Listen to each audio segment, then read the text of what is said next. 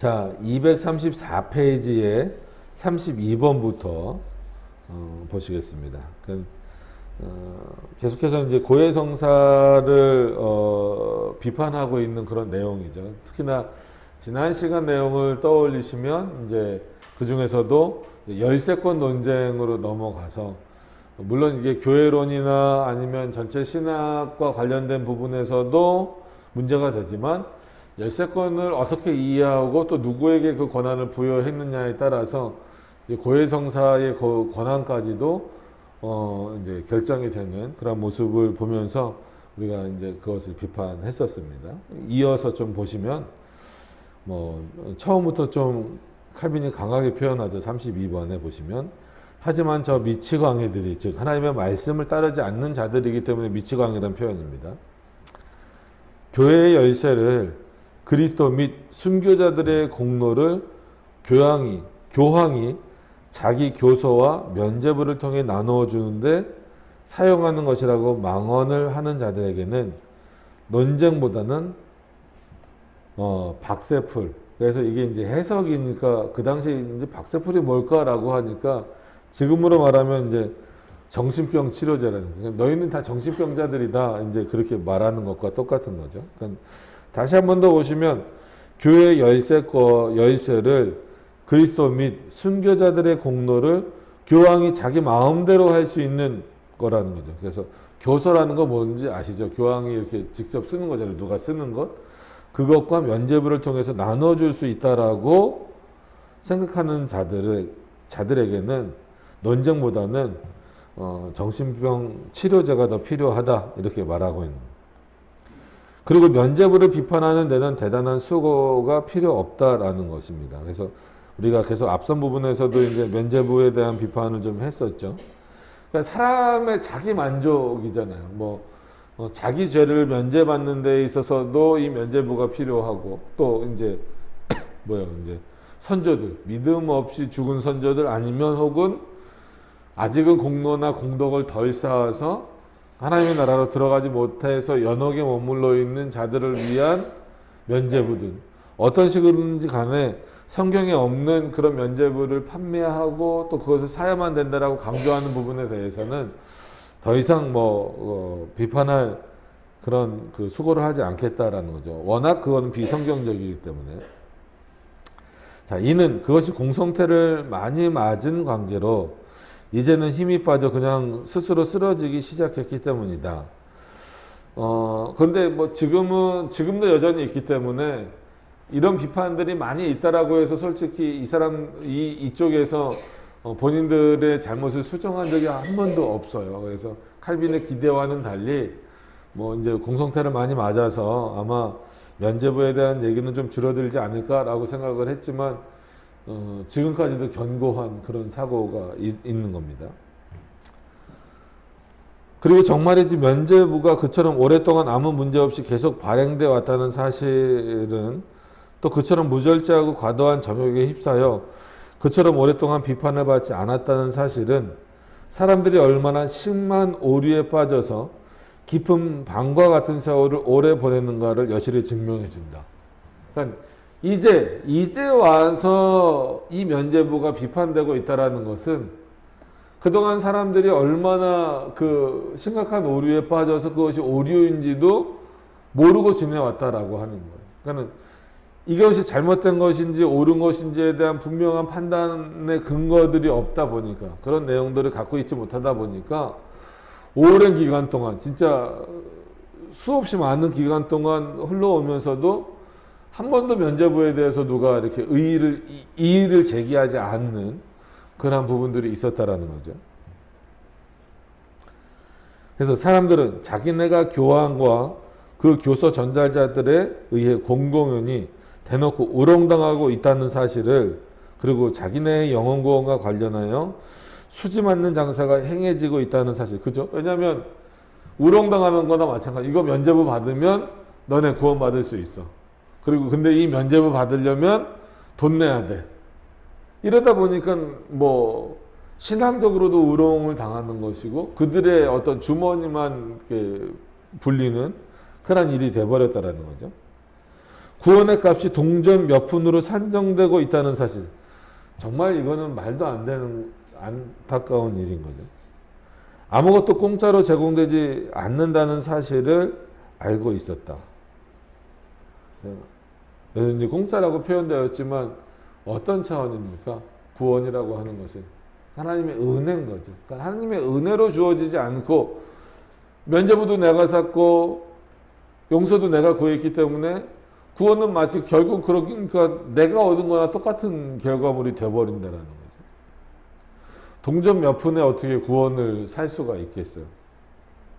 그러니까 이렇게 생각하는 것도 문제고, 반대로 아무리 노력해도 구원받는 거는 정말 힘든다라고 말하는 것도 굉장히 잘못된 겁니다.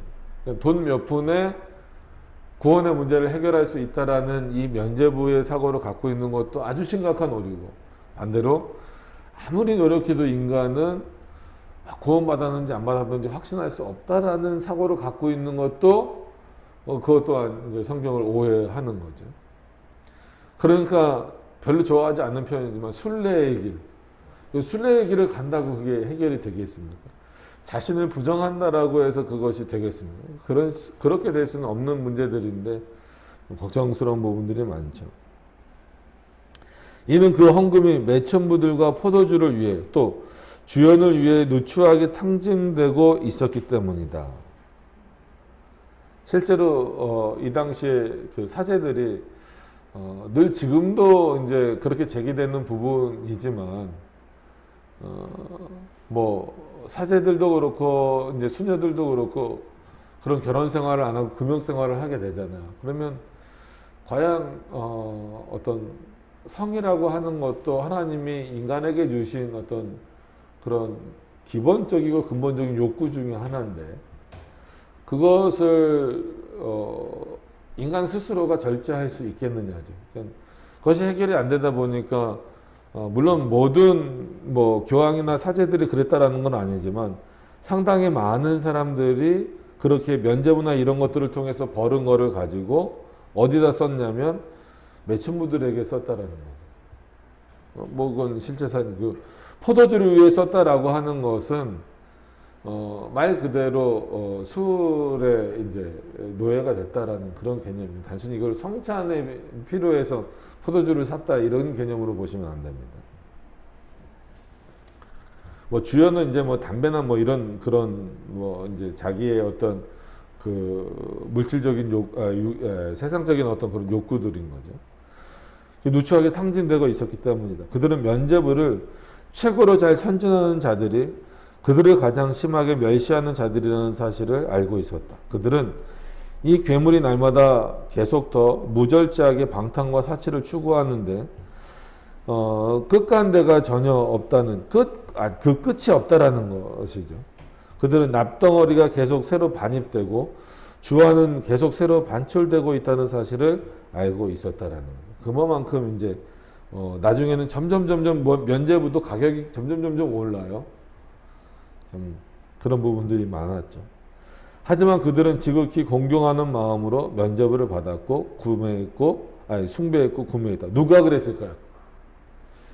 파는 그 교황과 사제들은 그거를 방탕하게 쓰고 막 자기 배를 불리는데 썼지만 실제로 그거를 사는 성도들은 어떤 마음으로, 아주 정말 진실한 마음으로, 숭배하는 마음으로 그걸 구매했다라는 거예요. 그러니까 이게 여기서 얼마나 오해가 많이 생기고 오류가 많이 생길 수밖에 없다는 거죠. 그리고 다른 사람들보다 더 예리한 시각을 가진 사람들도 그것을 경건한 속임수라 생각했고 그것으로 말미암아 속는다 해도 무슨 소득이 있을 거라고 믿었다. 그러니까 정말 그 중에서도 지각이 좀 있는 사람들 있잖아요. 과연 이걸로 구원이 될까 했을 때 그래 이렇게라도 해서 면죄부를 사면 그리고 그것으로 마음의 평안을 얻는다면 조금이라도 그 사람들의 신앙에 도움이 될 거다. 그러니까 이게 좀 어떤 지식이 있는 사람들의 생각인 거죠. 그러니까는 그런 게 있잖아요. 좀 군대에서도 배 아파도 소화제 주고 감기 걸려도 소화제 주고 뭐 이런 경우 뭐 예전 군대에서 그랬다 그러잖아요.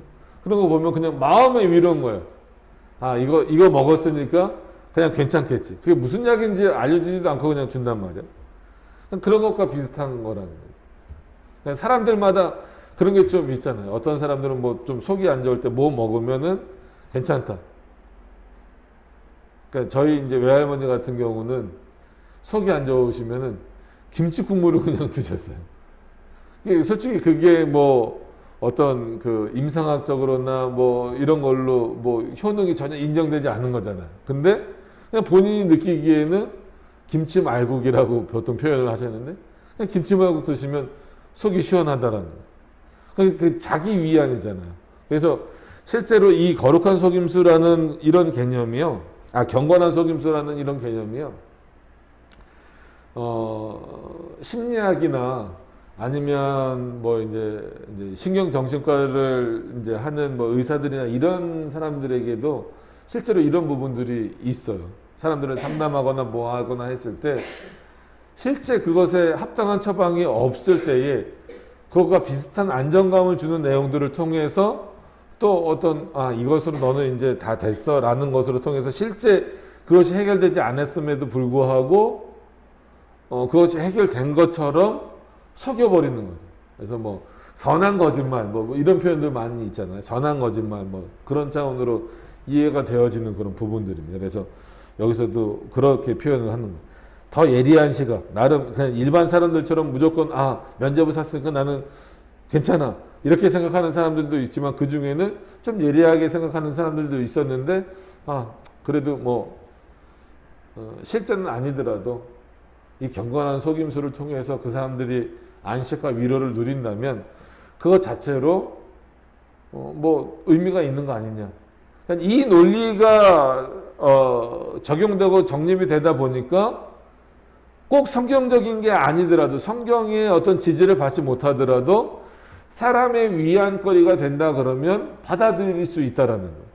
그러니까 이게 면죄부만이 아니고 뭐 이제 어떤 경건의 훈련이라든지 아니면 신비로운 일이라든지 막 이런 일들도 그래 사람이 그걸로 위로를 받는다면 뭐 그거 얼마든지 할 수 있지 이런 논리로 가게 되는 거죠. 결국은 어떻게 생각하든지 참 무서운 거예요. 결국 세상이 아주 조금 현명해지게 되자 면죄부에 대한 열기는 식어져서 점차 결빙 현상이 일어나고 있고 급기야는 완전히 사라지게 될 것이다. 근데 이거는 칼빈의 예상과는 좀 달라졌죠. 그죠? 여전히 그 면죄부의 개념이 남아있으니까. 그럼 어떤 면에서는 지금 이제 예전처럼 뭐 면죄부를 산다 뭐 이런 개념은 없어도 여전히 그 면죄부에 대한 개념이 남아있습니다.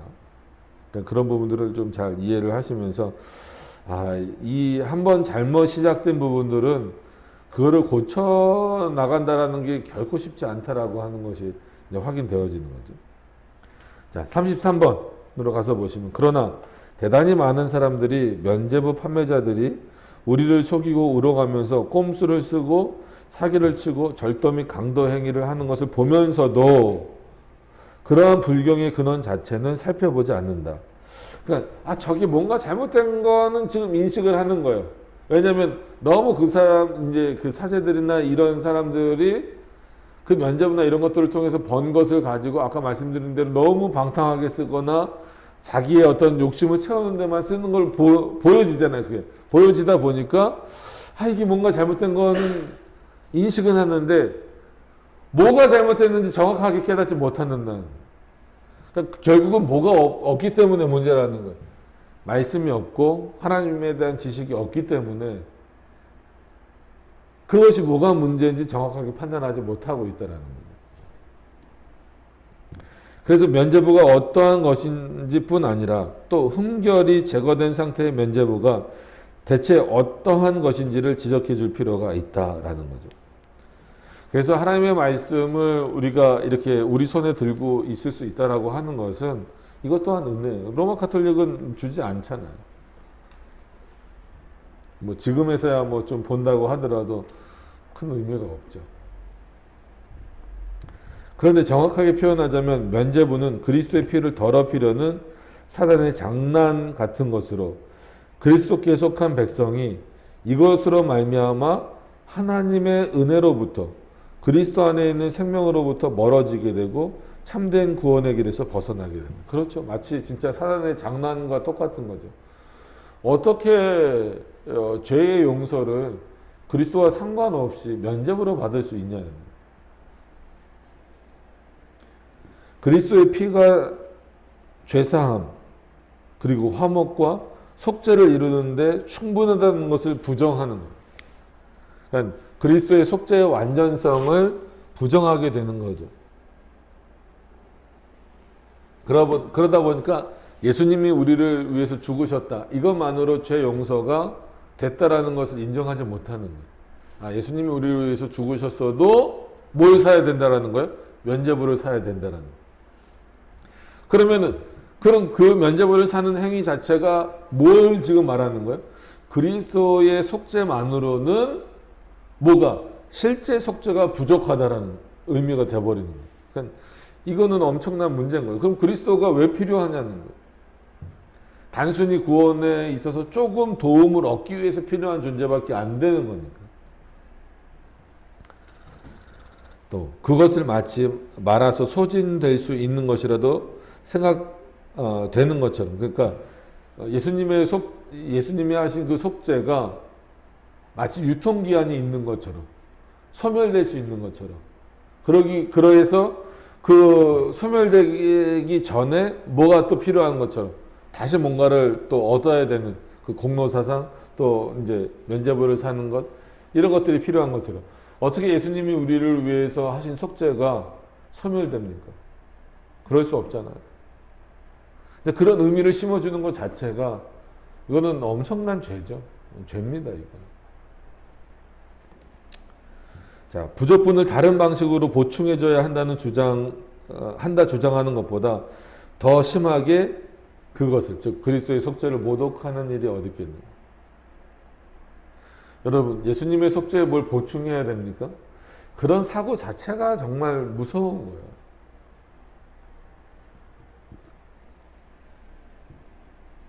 근데 꼭 천주교뿐만이 아니라 기독교에도 지금 이런 사고들이 많잖아요. 참 걱정스럽습니다. 베드로는 그리스도에 대하여 모든 선지자도 증거하되 저를 믿는 사람들이 다 그 이름을 힘입어 죄사함을 받는다라고 말하였다라는 거죠. 면죄부는 베드로와 바울과 순교자들을 통해 죄사함을 베푼다. 그죠? 그럴 수 없는 거죠. 아무리 베드로가 훌륭한 사도고 바울이 훌륭한 또 사도고 순교자들의 그 피가 정말 순결한 것임에도 불구하고 그것으로서 제사함을 얻을 수는 없단 말이에요. 요한은 그리스도의 피가 우리를 모든 죄에서 깨끗하게 하실 것이라고 한다. 면죄부는 순교자들의 피가 죄에서 깨끗게 한다고 한다라는 거죠. 그러니까는 그 순교자였던 성인들의 그 공로를 받으려고 하는 거예요. 바울은 죄를 알지도 못하신 그리스도께서 우리를 대신하여 죄가 되신 것은 우리로 하여금, 즉 속죄함이 되신다라는 것은 우리로 하여금 저희 안에서 하나님의 의가 되게 하려 하심이라고 한다. 면죄부는 속죄를 순교자들의 피에 맡기고 있다라는 거죠. 그건 참 걱정스러운 거죠. 바울은 큰 소리로 고린도 교인들에게 오직 그리스도만을 그들을 위해 십자가에 못 박혀 죽으셨다라고 증거하고 있다라는 거죠. 근데 면죄부는 선포하기를 바울 등이 우리를 위해 죽었다고 한다라는 거예요. 말이 안 되는 거예요. 바울이 우리를 위해서 죽었습니까? 아니죠. 바울은 그냥 살다가 죽은 거예요. 그 바울도 순교 당했잖아요. 그럼 그 바울의 피가 우리를 구원하는 거 아니란 말이에요. 바울의 피가 우리의 죄를 씻어주는 게 아니라는 거예요. 아무리 바울이 훌륭한 인물이라고 하더라도 바울은 다른 곳에서 그리스도께서 자기 피로 교회를 사셨다라고 말하고 있다라는 거죠. 면죄부는 속죄함을 얻는 가격을 달리 정하면서 다 달라요. 일정한 금액이 아닙니다. 다 달라요. 시대마다 다르고 사람마다 다르고 어떻게 그럴 수 있냐는 거죠. 그럼 순교자의 피를 내세운다. 그러면서도 순교자의 피를 내세운다. 그러니까 마치 순교자의 피를 이렇게 그 저울에 달듯이, 그죠? 너는 순교자의 피가 이마만큼 필요해. 너는 이마만큼 필요해. 이게 얼마나 신성모독이고 이게 참 비상식적인 사고입니다. 저가 한 제물로 거룩하게 된 자들을 영원히 온전케 하셨느니라. 면죄부는 반대하여 외친다라는 거죠. 순교자들에 의해 성화가 완성되며 그렇지 않으면 충분치 않다. 이게 그들의 주장이에요. 성경 말씀은 뭐라 그래요? 저가 한 제물로 거룩하게 된 자들을 영원히 온전케 하셨느니라. 우리는 부족한 자인 건 맞아요. 그러나 우리를 온전케 하시는 자는 이미 온전하신 분이시잖아요. 그가 우리를 온전케 하시기 때문에 우리가 온전해지는 거란 말이에요. 어떻게 순교자들의 피로서, 순교자들에 의해서 성화가 완성되지 않으면 충분하지 않다라고 말합니다. 그럼 여기에 그리스도의 은혜가 어디 있어요? 구원의 서정에도 엄청나게 문제를 일으키는 겁니다. 또 요한은 말합니다. 모든 성도들이 어린 양의 피에 그 옷을 씻어 희게 하였느니라. 요한계시록 말씀이죠. 근데 면죄부는 뭐라고 가르쳤냐면 성도들의 피로 옷을 씻는다라는 거예요. 그리스도의 보혈의 피로 우리가 씻겼다라고 말하는 게 성경이잖아요. 근데 면죄부는 뭐라고 말한다고요? 성도들의 피로 씻었다는 거예요. 그래서 그 성도들의 피를 돈 내고 사라는 거예요.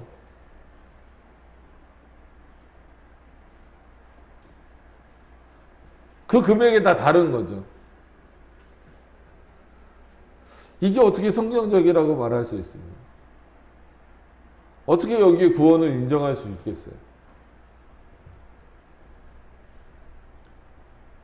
그래서 우리는 로마 가톨릭의 구원을 인정할 수가 없습니다. 그들의 교리를 인정할 수가 없어요. 물론 그곳에도 하나님의 택한 백성이 있을 가능성에 대해서는 완전히 막을 수는 없겠지만 로마 가톨릭의 구원을 인정한다라고 하는 것 자체는 이런 내용들을 본다면 불가능한 거죠. 정말이지 그들의 가르침은 전부 무서운 신성모독과 불경을 짜 맞춘 것이지만 특히 이것이 즉 면죄부를 파는 것이 가장 괴이한 신성모독이다.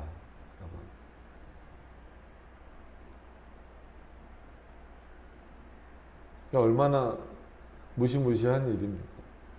다른 것도 아니고 어떻게 보면 이건 구원의 문제잖아요. 구원의 문제를 이렇게 건든다라고 하는 거예요. 그것도 아무 거리낌 없이 마치 양심의 가책이 전혀 없이 한다라는 것 자체가 심각한 문제예요. 근데 계속해서 말씀드리지만 천주교는 한 번도 생각이 바뀌지 않았어요. 로마 가톨릭은. 근데 우리 생각이 자꾸 바뀌어서 로마 가톨릭과 친구가 되려고 하고 뭐가 다르냐 이런 거예요. 그래서 뭐 좀 표현이 그렇지만 좀 주적 개념이 주적이 누구냐라고 했을 때 우리나라의 주적은 분명히 북한이잖아요.